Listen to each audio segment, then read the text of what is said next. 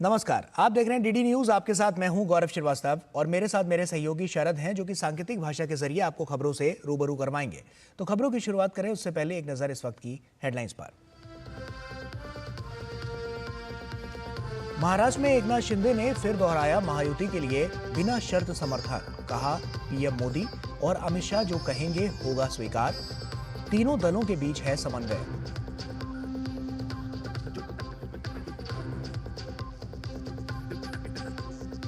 संभल हिंसा की जांच के लिए न्यायिक समिति ने घटनास्थल का किया निरीक्षण। घटना की तह तक जाने का प्रयास कर रही है 3 सदस्यीय टीम। उप मुख्यमंत्री ब्रिजेश पाठक का समाजवादी पार्टी पर वार।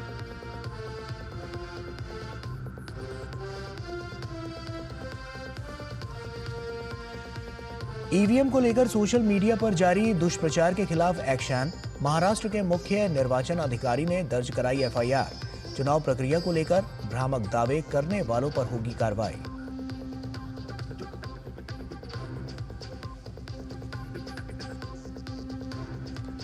आगामी दिल्ली चुनाव को देखते हुए तेज हुई सियासी हलचल। दिल्ली भाजपा की 8 दिसंबर से परिवर्तन यात्रा। केजरीवाल पर लगाया दिल्ली की अनदेखी का आरोप। आप का चुनावी मैदान में अकेले उतरने का ऐलान।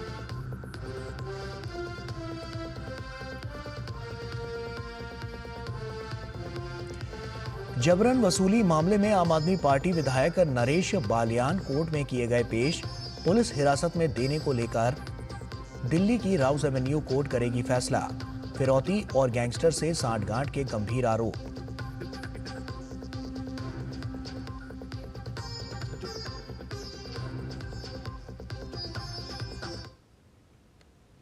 और आइए अब खबरों की शुरुआत करते हैं। महाराष्ट्र में महायुति पूरी तरह से एकजुट है और ये बात शिवसेना के प्रमुख एकनाथ शिंदे ने दोहराई। शिंदे ने सतारा में संवाददाताओं को संबोधित करते हुए दोहराया कि राज्य में मुख्यमंत्री पद के लिए पीएम मोदी और अमित शाह जो भी फैसला लेंगे उसका वे पूरा समर्थन करेंगे। जनता को जैसे सरकार चाहिए वैसे सरकार मिलेगा। मैंने बुधवार के दिन पूरी तरह मेरी भूमिका स्पष्ट की हुई है। आदरणीय प्रधानमंत्री जी, आदरणीय गृह मंत्री अमित भाई, भारतीय जनता पक्ष के अध्यक्ष नड्डा जी जो मुख्यमंत्री पद के बारे में तय करेंगे उसको पूरी तरह मैंने मेरा समर्थन दिया है। उसके लिए कोई किंतु परंतु नहीं है। और वहीं एकनाथ शिंदे ने कहा कि महाराष्ट्र में जल्द ही सरकार का गठन हो जाएगा। उन्होंने कहा कि महायुति के तीनों घटक दलों में एकता है। निश्चित रूप से अभी मैं एक ही बात कहता हूँ, सरकार स्थापित हो जाएगी, अच्छी तरह से हो जाएगी। कोई किसी में हमारे सभी तीनों दलों में समन्वय है। और हमें क्या मिला और इससे ज़्यादा हम जनता को क्या देंगे, महाराष्ट्र को क्या देंगे। अभी हमारी जिम्मेदारी बढ़ गई है क्योंकि महाराष्ट्र की जनता ने हमें भर भर के दिया है। अभी हमें उनका विकास करना है। और उधर यूपी में संभल हिंसा की जांच कर रही न्यायिक समिति ने आज घटनास्थल का दौरा किया। 3 सदस्यीय टीम ने भारी सुरक्षा व्यवस्था के बीच वहां के हालात का जायजा लेकर वस्तुस्थिति को जाना। टीम में आयोग के अध्यक्ष रिटायर्ड न्यायमूर्ति देवेंद्र अरोड़ा का साथ ही यूपी के पूर्व डीजीपी AK जैन और रिटायर्ड IAS अधिकारी अमित मोहन प्रसाद सदस्य के रूप में शामिल हैं। इस दौरान मुरादाबाद के आयुक्त, संभल के डीएम और एसपी समेत पुलिस प्रशासन के तमाम वरिष्ठ अधिकारी मौजूद रहे। मुरादाबाद मंडल के आयुक्त आंजनेय कुमार सिंह ने कहा कि जांच आयोग के अध्यक्ष और सदस्य घटनास्थल पर पहुंचे। उन्होंने क्षेत्रों का निरीक्षण किया, साथ ही ढांचे का दौरा किया। साथ ही कमेटी द्वारा नुकसान के मूल्यांकन की समीक्षा की गई। जो जांच आयोग जो शासन के द्वारा गठित है उसमें माननीय अध्यक्ष और माननीय सदस्य दो व्यक्ति यहाँ पर पहुँचे थे। उनका जो हमें बताया गया जिस हिसाब से शेड्यूल और उसके हिसाब से हमने उसका प्रबंध किया था, उनका मूल उद्देश्य था जो जहाँ पे ये उपद्रव कारित हुआ उस पूरे एरिया का भ्रमण करना, उसको विजिट करना, और उन्होंने वैसा किया। उसके बाद उन्होंने रास्ते में जो कुछ लोग मिलना चाहते थे उनसे या बात करना चाहते थे, वो कुछ लोगों से उन्होंने बात भी की और हमसे जो सवाल पूछे हमने उसके भी जवाब दिए। उन्होंने जो घटना थी जिस जगह पे खास तौर पे सबसे ज़्यादा उपद्रव हुआ था उस एरिया को भी देखा और स्ट्रक्चर का भी भ्रमण किया।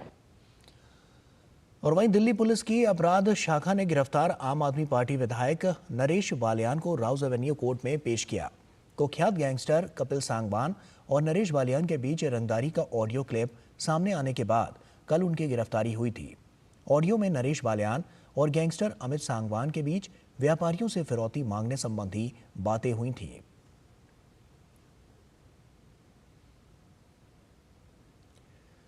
दिल्ली के पूर्व मुख्यमंत्री और आम आदमी पार्टी के संयोजक अरविंद केजरीवाल ने दिल्ली में प्रेस कॉन्फ्रेंस के दौरान आगामी दिल्ली विधानसभा चुनाव को लेकर बड़ी बात कही है।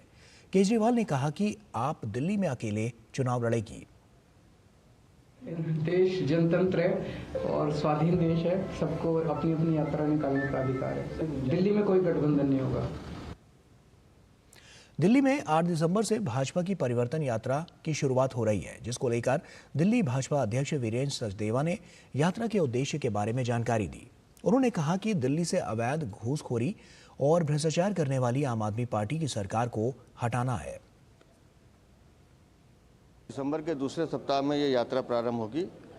पर्पस सीधा सा एक है कि दिल्ली से इस भ्रष्टाचारी सरकार को, जो बिजली नहीं दे पाई, पानी नहीं पिला पाई, सड़क नहीं बना पाई और अपना शीशमहल बनाती है, लूटपाट करती है, अवैध घूसखोरी करते हैं, अवैध वसूली करते हैं, भ्रष्टाचार करते हैं, इस परिवर्तन यात्रा के माध्यम से दिल्ली की जनता अपना मन बताएगी कि हाँ, अब इस सरकार की रवानगी का टाइम आ गया है। और भाजपा नेता मनोज तिवारी ने कहा कि अरविंद केजरीवाल नाटक के किंग हैं, वो कोई भी नाटक कर सकते हैं। अभी उन्होंने मिनरल वाटर डलवा के एसिड जैसा दिखने की कोशिश की। अरविंद केजरीवाल नाटक के किंग हैं।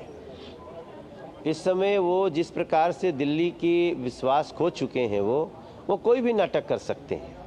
अभी उन्होंने कल मिनरल वाटर डलवा के एसिड जैसा दिखाने की कोशिश की। मुझे लगता है कि वो सारी साजिशों का हिस्सा है, उनका जांच हो रही है। लेकिन हम तो एक और मुझे आशंका हो रही है, अरविंद केजरीवाल कोई भी बड़े से बड़ा साजिश कर सकते, वो अपने ऊपर अगल बगल गोली भी चलवा सकते हैं। अरविंद केजरीवाल की सुरक्षा को इस समय बहुत केयरफुली देखना चाहिए और अरविंद केजरीवाल जैसे साजिशबाज से दिल्ली को सावधान रहना चाहिए। और चुनाव आयोग ने ईवीएम और गलत जानकारी फैलाने वालों के खिलाफ सख्त हिदायत दी है। इसके साथ ही सैयद शुजा के खिलाफ मुंबई में फिर से एफआईआर दर्ज की गई है।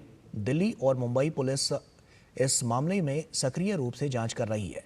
इससे पहले चुनाव आयोग ने सैयद शुजा के खिलाफ एफआईआर दर्ज की थी, जो कथित तौर पर दूसरे देश में छिपा हुआ है और मामले को आगे बढ़ाने के लिए संबंधित अधिकारियों को पत्र लिखा गया है।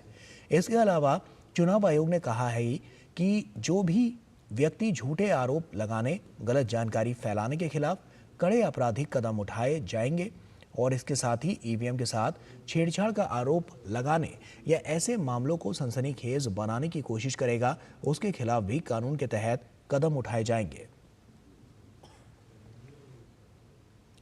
राजस्थान में उपचुनाव की आचार संहिता हटने के बाद शनिवार को राज्य कैबिनेट और मंत्रिपरिषद की बैठक हुई। कैबिनेट की बैठक में धर्मांतरण विरोधी बिल को मंजूरी दी गई।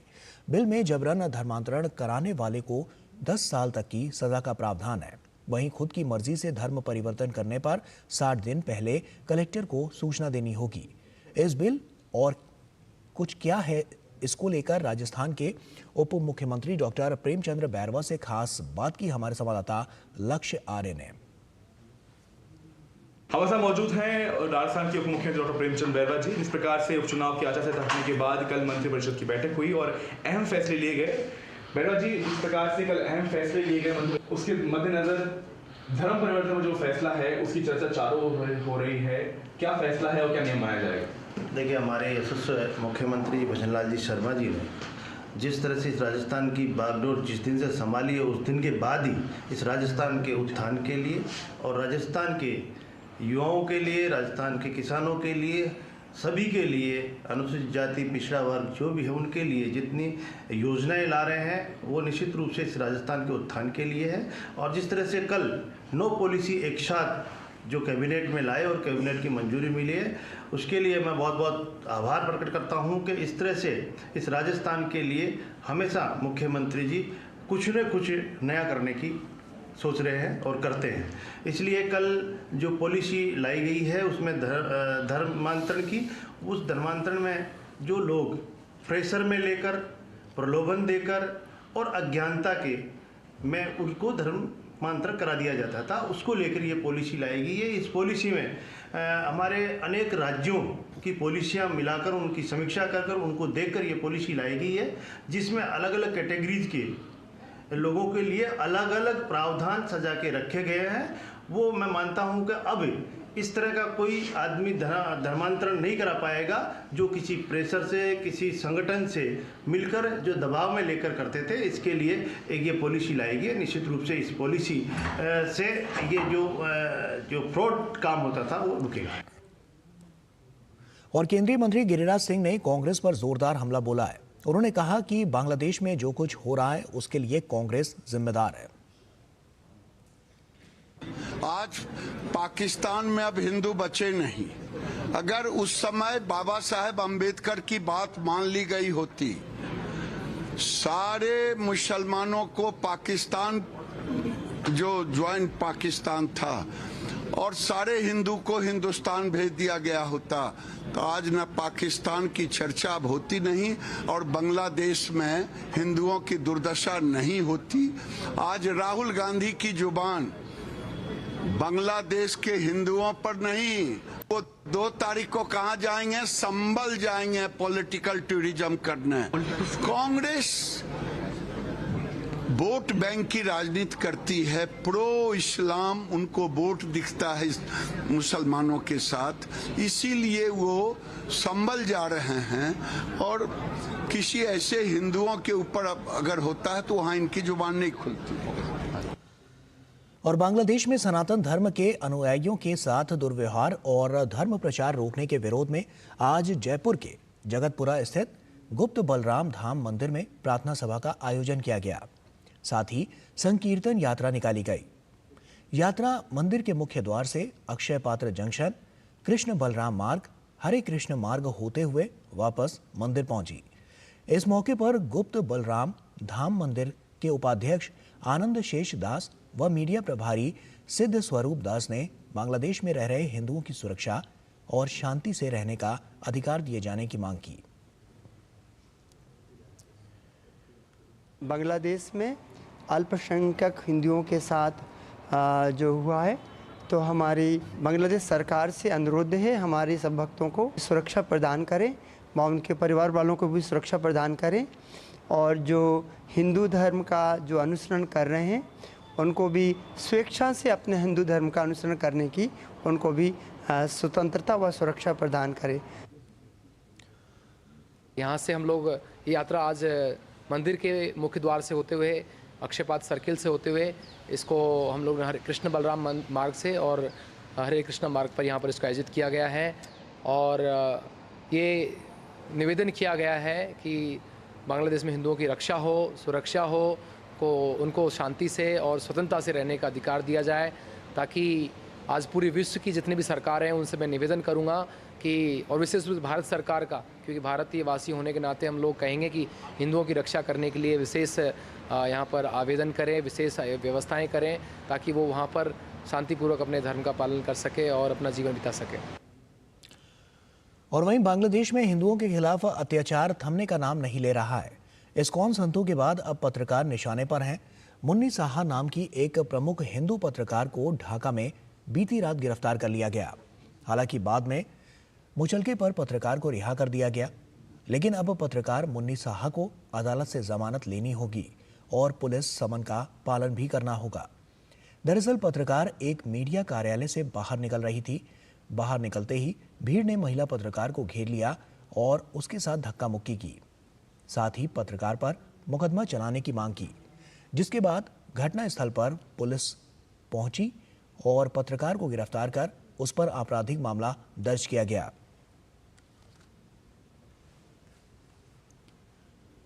उदयपुर में व्यापारी के घर इनकम टैक्स विभाग की छापेमारी में अब तक 37 करोड़ कीमत का 50 किलो सोना और 5 करोड़ रुपए कैश बरामद किया जा चुका है।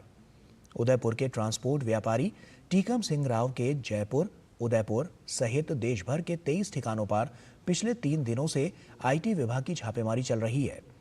इनकम टैक्स टीम ने आशंका जताई है कि इस कार्रवाई में 100 करोड़ रुपए से ज्यादा की अघोषित संपत्ति का खुलासा भी हो सकता है। तमिलनाडु और पुडुचेरी के उत्तर तटीय क्षेत्र में चक्रवात फेंजल अब कमजोर पड़ता नजर आ रहा है। भारतीय मौसम विभाग के अनुसार ये चक्रवात बीते 6 घंटों से स्थिर है। मौसम विभाग के अनुसार चक्रवात के धीरे धीरे पश्चिम की ओर बढ़ने और अगले 6 घंटों के दौरान धीरे धीरे कमजोर होकर उत्तरी तटीय तमिलनाडु और पुडुचेरी पर एक गहरे दबाव में तब्दील होने की संभावना है।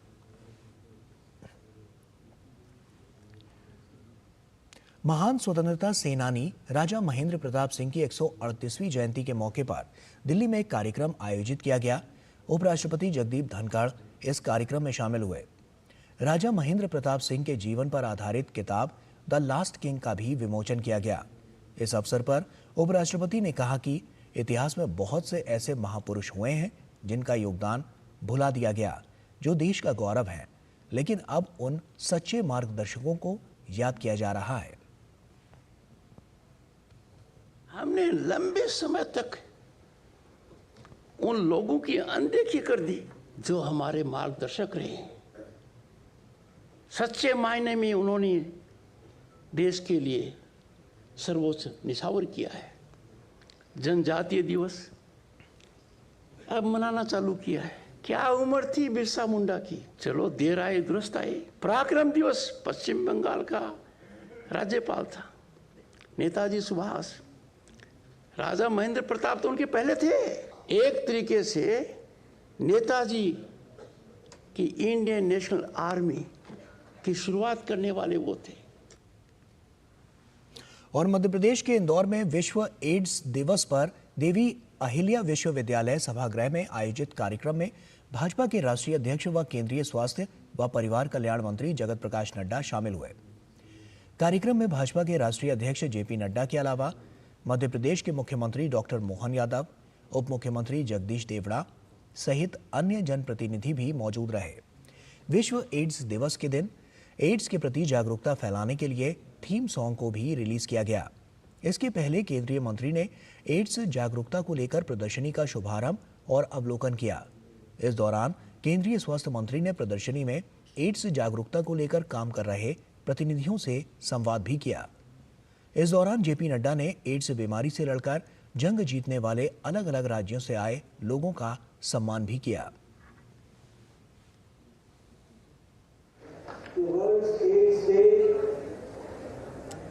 एक तरीके से HIV को, एड्स को और उसके खिलाफ जो जंग चल रही है उसको डेडिकेट और रीडेडिकेट करने का दिवस है। और इसके साथ साथ ये रीट्रेन करने का है, फिर से लोगों को बताने का है कि एड्स को की रोकथाम के लिए हम सब लोग समर्पित हैं। और आज के दिन हम अपने आप को नई उत्साह, ऊर्जा, स्फूर्ति लेकर एड्स के रोकथाम में अपने आप को लगाएंगे। इसका देश के समर्पण के लिए यह दिन हमको ध्यान में रखना चाहिए। और नागालैंड में आज से प्रसिद्ध हॉर्नबिल महोत्सव की शुरुआत हुई। राजधानी कोहिमा से लगभग 12 किलोमीटर दूरी पर किसामा में नागा हेरिटेज विलेज से में इस महोत्सव का आयोजन किया जा रहा है। और ये 10 दिवसीय उत्सव नागालैंड की सभी 17 जनजातियों का एक संगम है, जो आगंतुकों को जनजाति जीवन, स्थानीय भोजन, पारंपरिक खेल, संगीत और नृत्य के साथ साथ बेहतरीन हस्तशिल्प और वस्त्र और अनेक चीज़ों का एक गहन अनुभव प्रदान करता है। इस बीच सिक्किम से भी 144 सदस्यीय प्रतिनिधियों का समूह नागालैंड के किसामा पहुंचा है। गौरतलब है कि सिक्किम भी हॉर्नबिल महोत्सव में एक भागीदार राज्य है और अधिकारियों, पत्रकारों और स्वयं सहायता समूह के सदस्यों का ये दल सिक्किम के 50 साल पूरे होने पर प्रदर्शन कर रहा है। सिक्किम का प्रतिभाग दोनों प्रदेशों के सांस्कृतिक आदान प्रदान को सुशोभित करता है। अंतर्राष्ट्रीय क्रिकेट परिषद यानी कि ICC के चेयरमैन के रूप में जय शाह का कार्यकाल आज से शुरू हो गया है। पद संभालने के बाद जय शाह ने बयान जारी कर बताया कि कार्यकाल के दौरान उनकी प्राथमिकता क्या रहेगी। उन्होंने कहा कि लॉस एंजलिस ओलंपिक में क्रिकेट के शामिल होने से इस खेल का दायरा बढ़ेगा। वहीं महिला क्रिकेट के विकास पर भी और ध्यान दिया जाएगा। पीवी सिंधु ने Syed Modi India international badminton प्रतियोगिता का महिला एकल खिताब जीत लिया है। आज खेले गए फाइनल में सिंधु ने चीन की वू लियो यू को 21-14, 21-16 से मात दी। त्रिसा जॉली और गायत्री गोपीचंद की जोड़ी ने Syed Modi international badminton tournament का महिला युगल खिताब जीत लिया है। आज खेले गए फाइनल में भारतीय जोड़ी ने चीन की जोड़ी को 21-18, 21-11 से मात दी।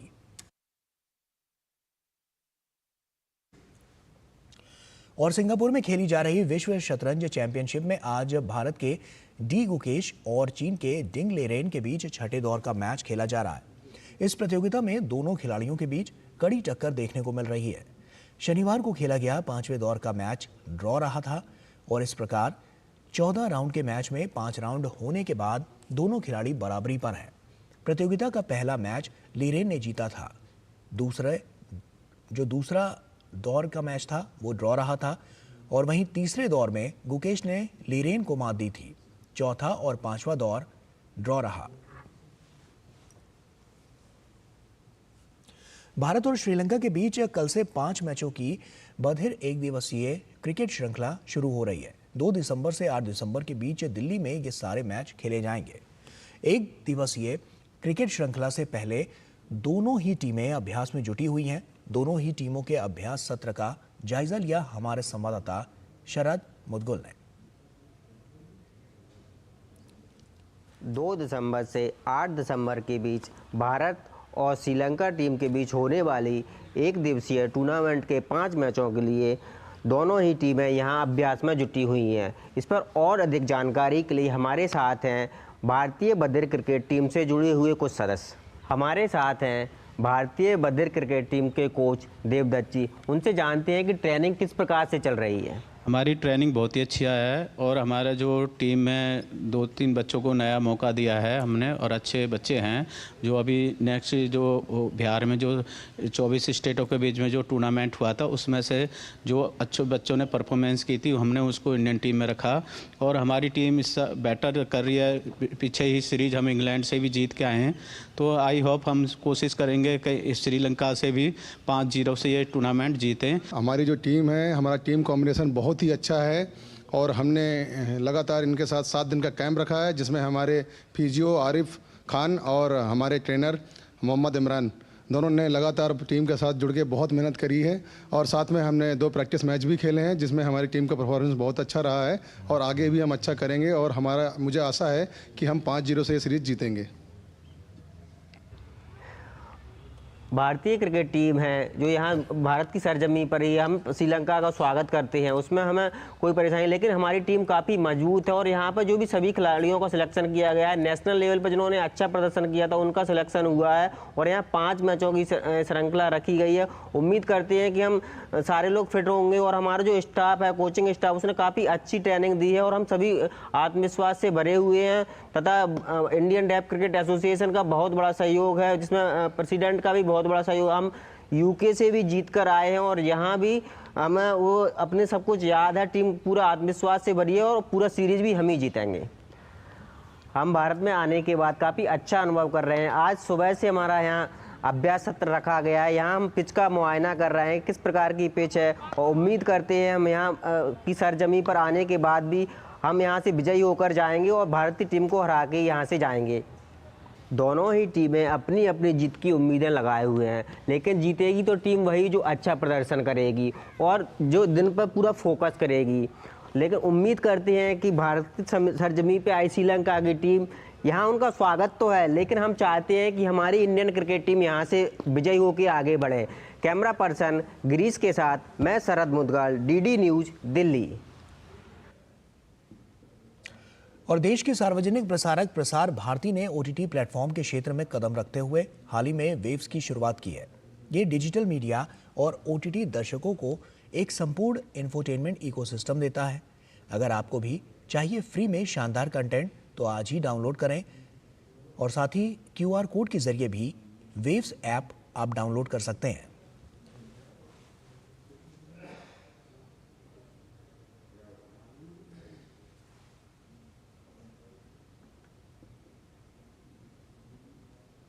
और इसी के साथ फिलहाल इतना ही। हमारी पूरी टीम को दीजिए इजाजत। आप बने रहिए डीडी न्यूज के साथ। नमस्कार।